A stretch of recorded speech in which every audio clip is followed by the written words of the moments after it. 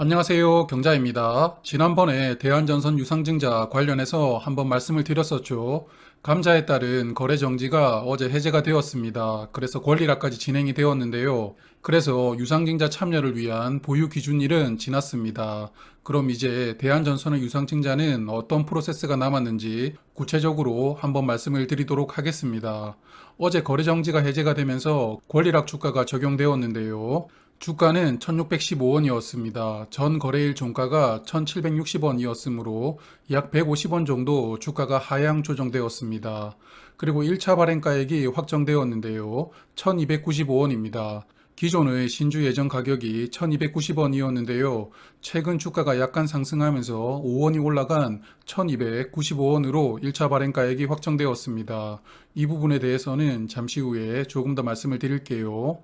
그래서 이제는 권리락도 발생했기 때문에 보유하고 계시는 대한전선을 전량 매도하셔도 기존에 보유하고 계셨던 수량에 따른 신주인수권은 부여가 됩니다. 배정 비율이 0.45주였죠. 1000주를 보유하고 계셨다면 신주인수권으로 456주를 받게 됩니다. 그럼 남은 유상증자 프로세스를 한번 볼까요? 화면 보시는 5단계가 남았습니다. 단계별로 구체적으로 알아볼게요. 먼저 2월 18일에 신주인수권이 대한전선 주식을 보유하고 있는 증권사 계좌 잔고로 입고가 됩니다. 그리고 2월 18일 금요일부터 24일 목요일까지 5거래일 동안 신주인수권을 팔 수도 있고 또 추가로 매수를 할 수도 있습니다. 유상증자로 보유 수량을 더 이상 늘리기가 싫다면 신주인수권을 매도하셔야 되고요. 반대로 유상증자로 발행되는 신주를 더 많이 받고 싶다면 신주인수권을 매수하시면 됩니다. 신주인수권을 거래하는 메뉴는 증권사마다 조금씩 틀립니다만 보통은 주식 주문 메뉴 중에 따로 있는 경우가 일반적입니다. 잘 찾지 못하시겠다면 신주인수권 주문 이런 형태로 검색을 활용하시는 것을 추천드립니다. 신주인수권 매매는 앞서 말씀드렸던 2월 18일부터 5일간 주식시장의 매매 시간에 주식 거래와 같은 형태로 매매하실 수 있습니다. 매수와 매도 호가가 화면 보시는 것처럼 되어 있는데요. 신주인수권은 보통 시세는 현재 주가에서 유상증자 단가와 약간의 프리미엄을 뺀 가격이 시세로 결정됩니다. 결국 신주인수권을 사는 목적은 현재 주가보다 더 낮은 가격인 유상증자로 신주를 받아서 차익을 확보하려는 목적이거든요. 그러므로 신주인수권의 시세가 한번 적정한지를 따져보시고 5거래일 동안 매매를 하시면 되겠습니다. 그리고 3월 4일에는 최종 유상증자 단가가 확정됩니다. 발행가액이 확정되는데요. 앞서 말씀드렸던 1차 발행가액의 1295원과 2차 발행가액 중 낮은 금액이 유증단가로 확정됩니다.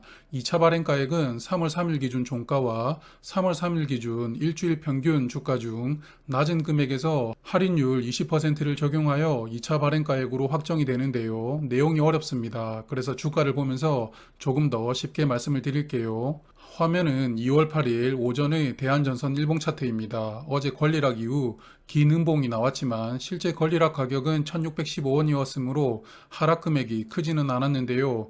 오늘은 어느 정도는 1580원 정도를 지지하고 있는 흐름입니다. 1차 발행가액을 정했던 기준 주가가 1760원이었는데요.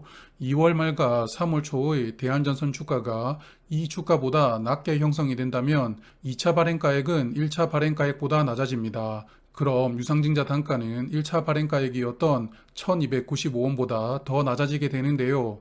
그러므로 이제 유증 단가는 1295원보다 더 올라가서 확정될 확률은 거의 없다고 봐야 됩니다만 올라갈 수 있는 경우가 딱 한 가지가 있습니다. 바로 청약일 3거래일 전부터 5거래일의 평균 주가에 40% 할인율을 적용한 주가가 더 높다면 이 가격이 최종 발행가액으로 확정됩니다. 말이 어렵죠. 예를 들어 볼게요. 쉽게 3월 초 평균 주가가 2200원이었다고 가정을 해봅니다. 그럼 이 주가에서 할인율 40%를 적용한 주가는 60%를 곱해준 금액, 즉 1320원이 됩니다. 1320원은 1차 발행가액인 1295원보다 높죠. 그러므로 최종 유증단가는 1320원으로 확정될 수 있는 겁니다.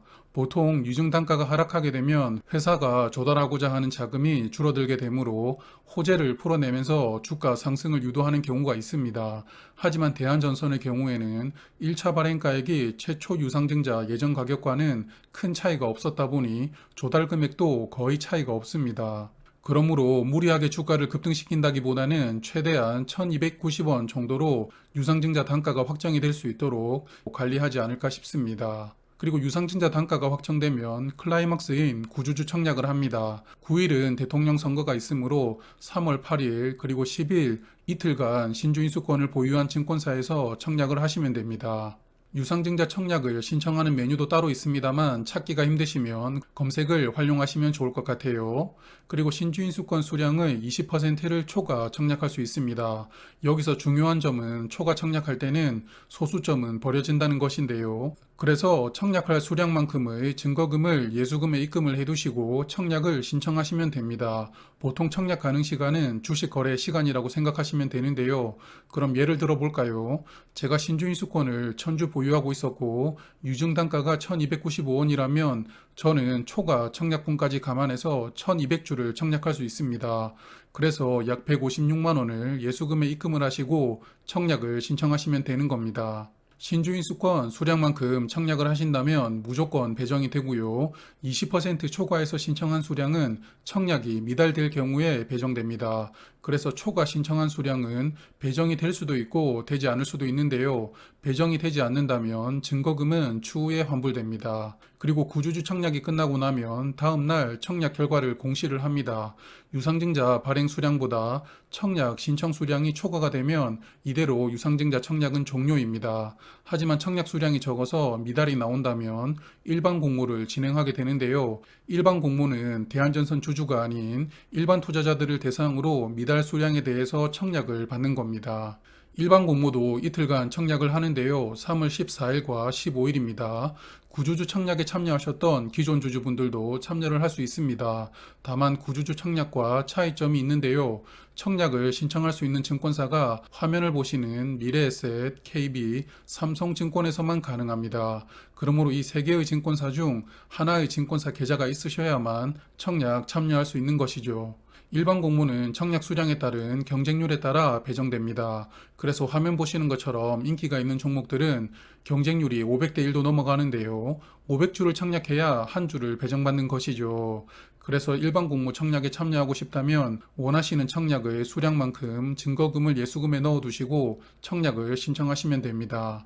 그리고 일반 공모는 어차피 모든 증권사의 청약 신청 수량을 합산해서 통합 배정하게 됩니다. 그러므로 세 군데 증권사 중 아무 곳이나 청약을 하셔도 결과가 같으니까요. 증권사 여러 군데 보시면서 경쟁률 낮은 곳에 청약하실 수고는 필요가 없습니다. 그리고 일반 공모가 끝나고 이틀 후인 3월 17일에 청약을 신청해서 배정된 수량을 제외하고 나머지 증거금은 환불되게 됩니다. 마지막으로 신주는 3월 30일 수요일에 나의 주식 계좌로 입고되면서 바로 매매를 하실 수가 있고요. 유상증자는 마무리가 됩니다. 하지만 아직 끝난 것은 아닌데요. 상장일을 포함한 3영업일 전부터는 권리 공매도라고 해서 미리 매도를 할 수 있습니다. 그러므로 3월 30일이 상장일이었으므로 3월 28일 월요일부터는 권리 공매도가 가능합니다.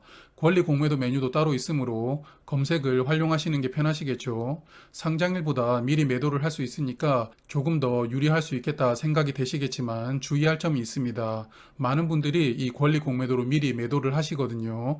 그래서 정작 유상증자 주식이 상장하는 당일에는 주가가 오히려 상승하는 경우도 있습니다.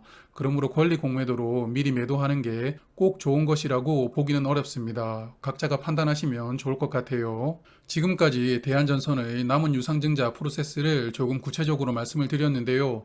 혹시 영상을 보시면서 조금 더 설명이 필요한 부분들은 댓글을 주시면 제가 알고 있는 범위에서는 말씀을 드리도록 할게요. 그럼 항상 성공 투자 하시길 바라면서 저는 다음 영상에서 또 인사드리겠습니다. 감사합니다.